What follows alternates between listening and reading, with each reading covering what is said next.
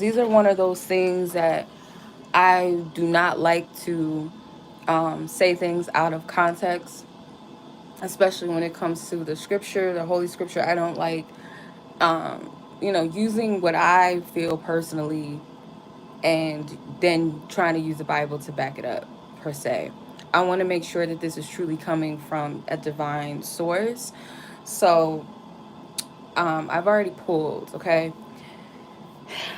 The High Priestess card, I was getting a message from the High Priestess card earlier, um, in reference to Queen Esther. So a lot of people know this biblical story, especially when it comes to the whole aspect of romance and love, and a woman who's exalted above all the other women, right, and being chosen by a king to be the wife of this king above the other women of the land.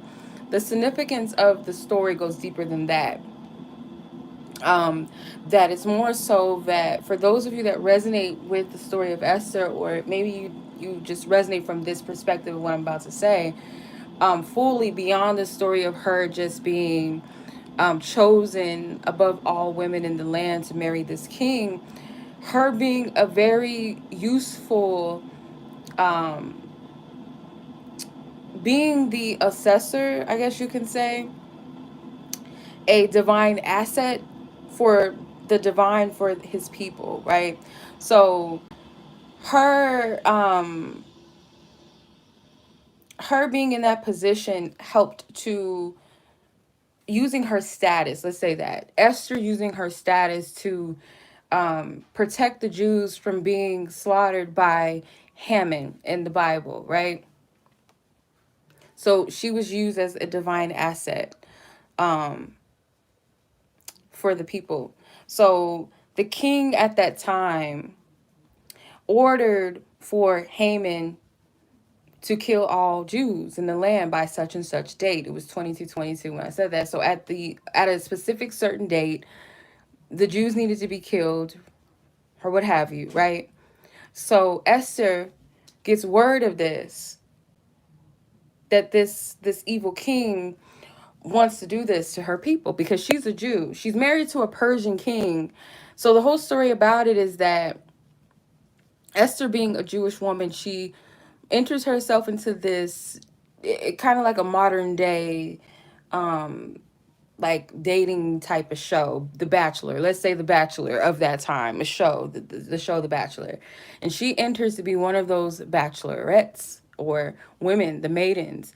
But the thing is, she's a Jew, so she has to cloak herself and disguise herself by changing her name to Esther, right? And ironically, she wins the favor of everybody there, even the king, so much so that he's like, this is the one. This is the one I'm going to marry, right? So her status is going to be very valuable to her people later on in the story. So Mordecai, which some say is her father, some say she was married to him, so it's just all kind of twists, but we know that he too is a Jew, so he is in relation to Esther. So both of them come together um to get this decree to kill the Jews changed. Okay. So the key thing when I pulled these cards, so the high priestess was already in mind, but ironically, I did a reading. And when I looked at the bottom of the deck, the high priestess was already there before I even asked Spirit, is this something you want me to do? So I'm like, okay, this is okay. I hear you, Spirit. So I left the card, high priestess, out, shuffle the cards. I got the Four of Pentacles, the Devil, the Knight of Cups, the King of Swords, and the King of Pentacles. And the it is more blessed to give than receive. So it's kind of the moral of the story too, as well, is that it is far more it is a blessing to give rather than receive. So Esther being in that position of being a queen, she could have been like, oh, I'm in the house now, I'm a queen, I don't need to worry about my people. Because some people do that. They get a little bit of money or they get status and then they forget, as they say, where they came from. And it was 444 when I said that. So it's like her saying to herself, no, I'm still a Jew, still a Jewish woman. I'm not about to forget where I came from. I'm going to use my status and my position to help out my people. So her and Mordecai came together, and it was just so dope how Spirit brought this together. The Knight of Cups, I took that as being Mordecai, because later on in the story, he gets exalted after Haman gets put to death. Okay.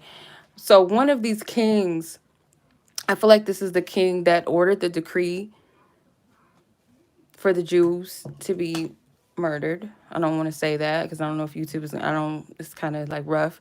And this is Haman that has the decree, the go ahead to do that. And the Four of Pentacles being here, it's someone that's very stingy, um very selfish in nature. You have to be a selfish person to do a thing such as what was decreed and ordered, right? And then you have the devil card right dead smack in the middle. This is of darkness, this is of evil, wickedness, behavior, right? But in the end, there's a triumph in this. So the whole thing of like what spirit was giving to me with all of this was that, yeah, those of you that resonate with the story of Esther, where you being the one that doesn't look like has the favor or has no business being the one that your mate is going to choose.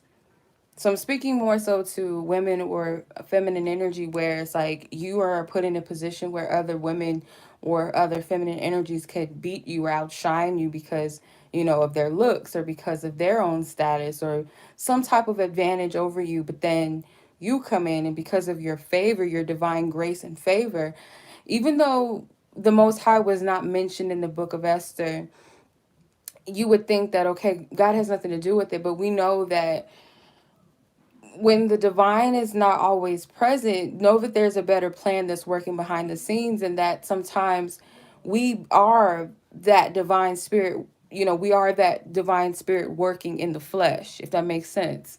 So Esther being appointed as the queen, she had that favor. It was already ordained. It was already meant to be so.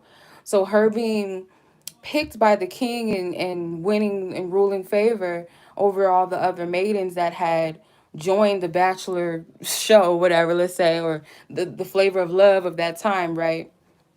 She didn't have to do anything extra but be herself. Yes, she went through the same beauty treatments as the other women did, but she had the favor though. But it was bigger than just that. That was just the entryway. That was just the key. She holds the keys. The high priestess holds the keys. She is that hidden, she's like that assassin, like she's that hidden thing in the midst of all of this, right? That is going to be used for the divine workings, okay? The divine working through her. And Esther was not perfect. No one in this story was necessarily perfect. So the divine can use any vessel, just a divine willing vessel. You have to be divinely willing. So because she wanted to do the right thing for her people, she used her status. So you being put in a position, that's for those of you that resonate with the story, that you are going to be chosen and picked in a most unlikely situation, or your mate is going to have favor over you where other women are going to be like, why her? What's so special about her? Oh, she's not even this, or she doesn't have that. I have a better body. Oh, I have this, I have that. Why her? And it's because of your divine favor, and that you're going to be put in that position because you are sent to help. You are sent to help for the divine kingdom. So that is why you're being elevated in that space. It's not so much about the romantic aspect. You are that hidden assassin to the darkness, the devil card. And you will have support and you will have help with that card, the Knight of Cups. Someone of heart, maybe someone that is already connected to you, that's going to help you with your divine mission. So your marriage is pretty much the stepping stone. And this is why when people talk about twin flames, or they talk about kingdom marriages and kingdom spouses, the true people that really, they truly speak about this, they don't harp too much on the romance of it. That's the cherry on top. That's the cute stuff. Love, it's not just subject to romance, because at the end of the day, a divine union between two people, it's created by the Most High. And by being created by the Most High, it is going to benefit through the Most High for the Most High, for those of the Most High. So it's not all about just being caked up in a bed with your maid or posting selfies and trips and getaways together and all of that. It's to benefit the people. And the story of Esther definitely reveals that and shows that. There's so many stories, love stories that they talk about in the Bible specifically, that if you look at the bloodline of where the couples, you look at the bloodline, the descendants that came from them, they all have a part in the divine kingdom and blessing the children of, what is what they call the children of God, right? Which we all are. We all have access to the kingdom, as they say, right? So this is bigger than just romantic love. Esther had a bigger purpose, even more than what she knew. And one of the most famous quotes in the book of Esther was, "You were born for such a time as this." So Mordecai says to Esther, you know, you were born for this. Like, you were supposed to be here at this time. It was meant for you, right? So this is beyond the whole her being married to the king. She had a purpose and a duty. That was just her entryway. So she's a silent weapon. That's the word. Thank you, Spirit. The silent weapon of the Most High. And I find like the Esther, the whole thing with the high priestess and Esther is like, there's so many symbolisms in the high priestess card that we easily just overlook. Like, we can just miss all these gems and these jewels. She has the book of the Torah in her hand. She has the keys in her hand. The checkered floor, the pillars, the black and white pillars, which is depicting the Temple of Solomon. In this depiction of this book, she's holding a book that has the yin and yang symbol on it. But it's like silence. It's a keeper of the divine knowledge and wisdom. It's a sacred energy. So she was that key. She was a very significant person, a key holder to everything in this, the workings of this. So whatever your divine union, for those of you that truly resonate with this message, I always would say, you know, access your divine connect with God and ask to confirm what is. But you might know that you're assigned to marry someone of prominence, someone of a high stature in society, I guess you could say.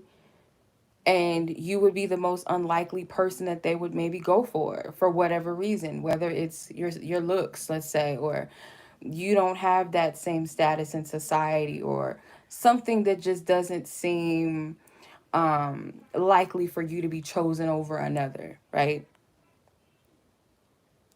But whatever spirit is using you for, it is to benefit others in a big way. Again, the scripture that came out, that I pulled this card came out, Acts 20:35. It is more blessed to give than receive. It is a blessing to give to others than it is to receive. It's far more blessing. So if you're put in these positions, it's not for you to be like, oh, you know, yeah, I'm in this status, I have this money, I have this, I have that, and just forget about you're a very significant asset to the divine kingdom. So when spirit says divine unions, it's the, like I said, the people that really talk that talk, like the true message of what divine unions are. And if we use the context of twin flames, they talk about mission a lot. But seldom you see people really talking about the mission aspect. They always talk about that, but they don't get into it in depth. They mention it. Oh, it's for the sake of raising the vibration of the planet. And it doesn't always have to be like a heavy assignment. Sometimes it could just be your energy between you and your person that radiates, and it just shines on everybody else. You know, it can be used in different ways, but it's not for you guys to keep to yourselves. It's meant to be shared and given, because it's that divine essence, kingdom marriage, divine partner. When you use the word divine, we're talking about divinity. So it's a connection that is of the divine. So that divine essence is to be shared. That's why they talk about healing and unconditional love. It's the oneness of the planet. It sounds cute, but again, it's not just for self. And I see so many people talking about they're in twin flame unions, but they they don't want to hear about the work that is to be done on self to heal. They latch on or cling on to partners as what is called karmic partners. They cling on to that stuff. They cling on to those type of partners that are abusive, that are not there to even hear what their purpose is. Not saying that you or your person have to be perfect. Again, you have to be a divine willing vessel, meaning I'm not just looking out for myself, or I'm not just looking for the cute stuff. If you say that, if that's really what you believe, but at the end of the day, you can just be in just a regular whatever relationship. You can be in a regular relationship and it be okay. There's nothing wrong with that. But for those of you that want to talk about you being in a divine connection, a divine union, or twin flame, or we have a mission together, why isn't anybody really talking about mission? Why isn't anybody really talking about what it takes to be a divine willing vessel? You got to let go of your own ego's desire. It's not about you. So I feel like a lot of people, they're not being authentic, and a lot of them are not in divine unions. They want to believe that because of their own woundedness, their own selfishness, their own agendas. Because in order to be in a divine union, again, you have to be of the divine. You have to be a willing divine vessel. You have to love God. And I'm not talking about a religious God. I'm talking about the all that is. And all that is connected to us. All we are a part of that. We are that. You, me, everything in this planet. But there is a higher source of that we are connected to. You have to love. You have to have that love in your heart, because it's not about you. If you really, really, truly believe that, if you truly, truly believe that it's not about you alone, it's for a bigger purpose. Love is unconditional. That's one of the things that divine unions will teach you, is that it's not always light and fluffy. But because it's not light and fluffy, that does not mean that it's toxic and abusive either. And that's part of the reason why people cling to these titles and labels, because it kind of feeds on the obsession. It feeds on the desire to be loved and to be wanted, and the twisted dynamic of chasing after something, because you're running from something essentially within yourself. So you need something to chase after, and this might be tough for some people to hear. And I feel like that's why the twin flame stuff, it to some degree people love to hear it, because those that don't really truly know what divine unions are, they don't understand the essence of them. It's fun to talk about the drama. It's so saturated on YouTube what the karmic is doing, that stuff. Oh, the karmic, they're doing witchcraft. Oh, they miss you. Oh, he wants to come. Half of the time when these people be talking about your divine masculine, that stuff that they tapping into is not divine. Like, you're talking about a fuck boy. That's not a, and it's not to say the fuck boy cannot tap into his divinity and really do that. But a lot of time, like, a lot of this stuff is not divine unions. Nobody's talking about the divine union. Some people utilize the word twin flame and divine partner, divine masculine, divine feminine, because it's trendy. They have no understanding of what they're talking about, or it's just to get a check, it's to get views. But a lot of people, majority of people, are sadly mistaken. That's not what a true divine union is. I don't like labels and titles, twin flames and all of that, but it doesn't match what people say it is. Like the way that people go about it, and the readings, and what people talk, oh, my twin flame, it doesn't sound nothing of the sort. I don't hear any type of divine love in that. There's no, and divine love is pure. It's unconditional love. Even when there's some ugliness in the connection at times, that unconditional love is to be utilized on both parties' ends. People think that they unconditionally love a person because they put up with the stuff, they stick it out, while they're dealing with the person that's taking advantage of them, and using that person's ignorance and that person's desperation for them to be with them or want them as that. Divine unions are not connections that seek to destroy, kill, steal, and destroy other people's lives, still cheat to get what they want. That's not a divine union. I don't care what anybody says. It's not an example of divine love. Compassion and not keeping record of wrong, that is a part of what unconditional true love is, what divine love is for everyone, not just in a romantic sense. But there also is a fine line. Like, you can't overlook some toxicity and say, oh, because he's my twin flame. Like, if the divine never told you that, I don't even care if a reader told you that this person is your one. I don't care. They're not the divine. I'm not the divine whole fool. I didn't create you wholeheartedly and fully. I didn't do that. I can't partake in that, right? I am an aspect, a reflection of what that source is, and so are you. So by nature, I can be flawed. I can say, oh, yeah, I feel like this is your twin flame, but the only person that can tell you who your true divine partner, who the divine sent for you, is the divine. And you have to be okay with what is. And it's very hard sometimes when you have that stubborn spirit and you're so stubborn that you want what you want or you want to hear what you want to hear. I'm not for everybody. That's why a lot of people don't fuck with my channel. I don't come on here to sugarcoat. For what? Why would you want to be lied to? Why do you want to be stuck in a fantasy of something that's not meant for you and keep you from something that's not? It requires accountability. It's easier to stay in a slumber because it sounds good, it feels good. Sing me a lullaby and put me to sleep. I don't want to hear the truth.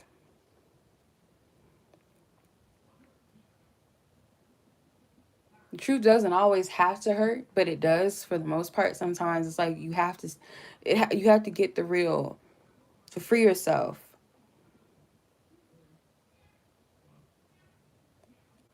We're in a time right now where there's a lot going on and people see it and some don't. They don't care. But those who have the eyes to see, they know, like, it's real out here. Call yourself light workers and spiritual workers and shadow workers, but where's the spiritual work? And it gets to a point sometimes too where I say to myself, like, it can be a catch-22, or it can be a double-ended sword, or two sides of the coin, where you heal so much, you take so much time for the benefit of healing yourself, but there also comes a time where now you have to share yourself with others. Now you've gone through enough healing and consecration enough to say, now it's time for the divine to use me as a vessel. And there's also times where you're using yourself up so much to benefit and help everybody else, but you forget about healing and helping yourself, or allowing other people to be a help or benefit to you. So you have to have balance in that. But it comes a point in time on your spiritual journey where you got to get real with yourself. If you really call yourself these light workers, where's the spiritual work? Where are you placing the work at? Who are you helping? Divine union, oh, we're here to raise the vibration of the planet. Okay, well, raising the vibration of the planet is not just you sitting up in the bedroom with your person all day having sex, or posting selfies all day, or, oh, this is what we did together. Like, that, anything could be used to raise the vibration of the planet, whatever, sharing your story or having a child that you're supposed to have, whatever it might be. But it's not all a fairy tale, and it's not all the drama. Oh, this karmic. And half the time, these men are not yours. They don't belong to you, and they don't belong to that other person. You're just dealing with some fuckboy slanging his dingling everywhere, or a woman. Like, you're wasting your energy, or harping off of some man in another relationship, or a woman in another relationship, or someone who's married. Like, spirit is not going to put you in the divine is not going to put you in a situation where you have to kill, steal, or destroy something or someone's relationship in order to be with somebody. That is not how it works. I'm not here to coddle grown ass women and tell them that salt is really sugar. I ain't here to do that. So, whoever this is meant for, you know. I don't even have to tell you. For those that this doesn't resonate with, you probably done clicked off 12 minutes ago because it just didn't appeal to the ego. It make the flesh feel good, warm and fuzzy. But if you know that your divine union, because Spirit told you, best believe Spirit told you that there's a purpose why you are in the placement of where you're supposed to be. You may not know the whole ins and outs, but you know that you're not being put in a certain position just for your own pleasure or for the pleasure of that man or that woman, but for the sake of something greater to benefit other people. And for some of you, it may not even be marriage, really. I feel like this can just be your purpose, period, where other people will look at you like, what are you doing in this position? Do you know what I had to do to get here, or how many years it took me to get in this position that you just somebody just called you up and said, oh, so and so's gonna be doing this, and everybody else is looking like, who does he or she think they are coming in here? But it's because the divine called you to that position, because you are that divine willing vessel that's going to help everybody else in the, like, that man or that woman. They might be up for the job because they went to school for it. They got a degree, they got a certificate, or they've been at the job for 12 years, or they put in amount of work, or this person, had to sleep with somebody to get to the, whatever, right? You come in and they're looking at you like, where did you come from? I don't remember you in the training class. You don't have a certificate. Oh, you don't got a degree in this? Oh, you didn't have to shake no booty to get, like, what are you doing here? Because you've been divinely chosen to be there. Your essence speaks for itself. Your favor is only because the divine knows that they're going to be able to use you for something. So it's not about, oh, who's prettier, who's more handsome, who went to college, who got this degree, who's been at this job, or who's been in this position. Oh, I've been taking singing lessons since I was 12, and you ain't got no bit of singing lessons, right? But Spirit is like, your voice is anointed. You're more of a vessel. I can use you.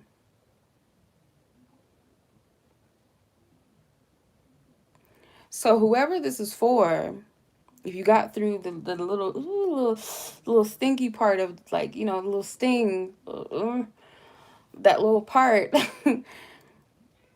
you will know if this is for you truly before you even sat down and listened to this. Like, Spirit already told you, like, I'm going to use you for something, and you're going to be put in a position where other people, you're going to be put up in place before these people, and it's not because necessarily you're better than anybody.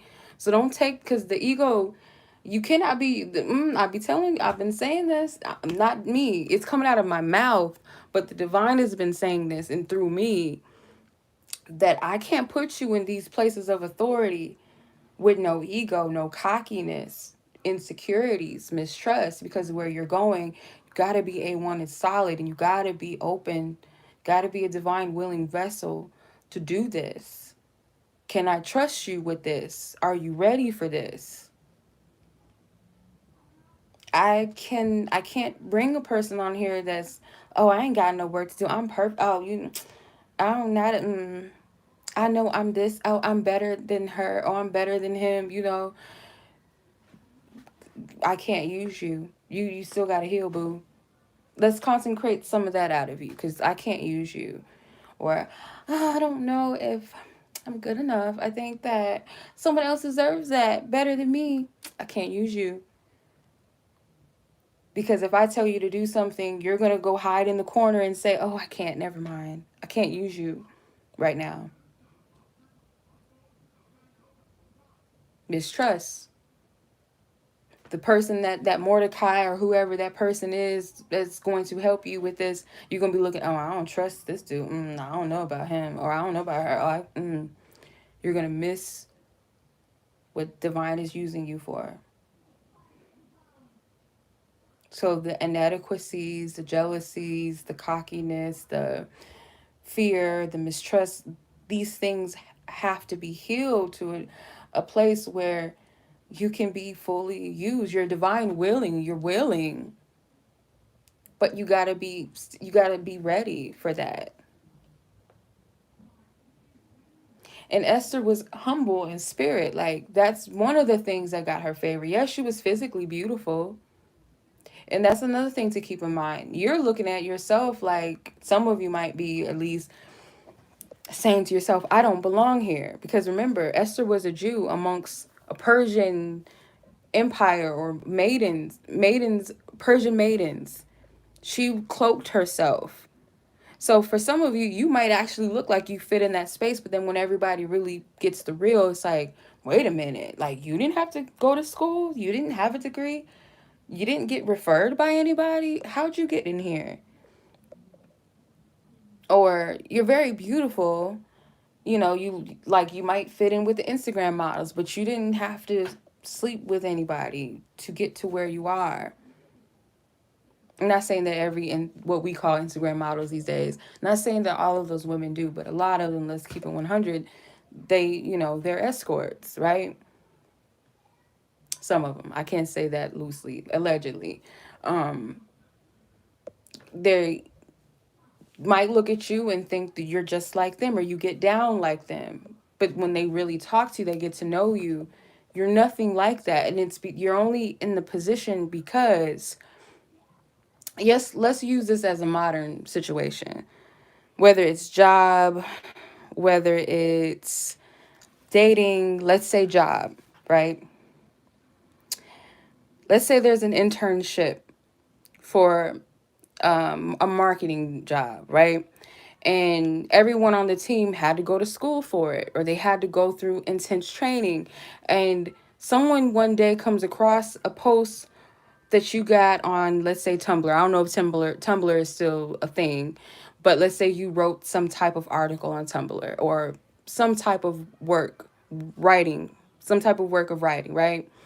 And someone of importance, or someone that knows somebody of importance, hits you up and say, hey, we want you to come down to this office or this company, and we want to talk to you. Then you're amongst all these other people that have had to work their butt off to get there. But you being a divine willing vessel, and whatever your message is, they wanted you. Let's say dating, right? We're going to use, let's say the king of Persia is, I don't know, an NFL player. I don't know. We're just going to use that example. I don't know. Whatever.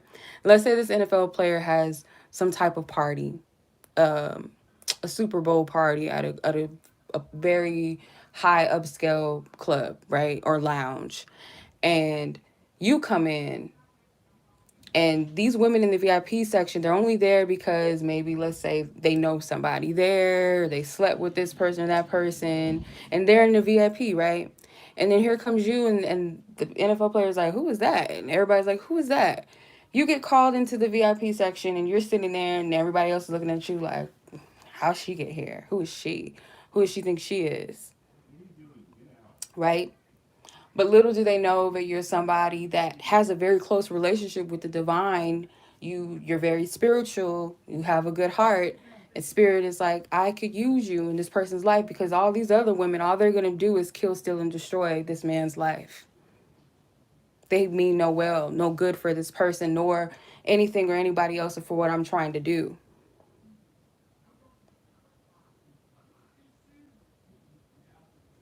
So, long story short with all of this, you know, if, because Spirit told you. And that's why Spirit sends their biggest assignments to his strongest soldiers. And to be strong, you got to be tested, tried, and approved. So you might go through some tough things. You might be going through intensive healing, and you think, oh, it must be something wrong, or I'm not good enough, or why me? Why do I have to go through this? It's because you have a bigger calling. And I got to test you to see if you're approved for this, right? It's military work. I'm not going to send you out in the military to fight no wars, no battles, if I know you can't handle it. Like that. All right, much love as always. I appreciate you guys. That was a lot that just came through. I was not even expecting all that to come out. Good thing I'm doing this live stream unlisted, because I was going to try to record it on my phone, but like, no, sis, you don't have enough storage. I don't know what you're trying to do. So thank goodness I did it this way. All right, y'all. Well, I appreciate you.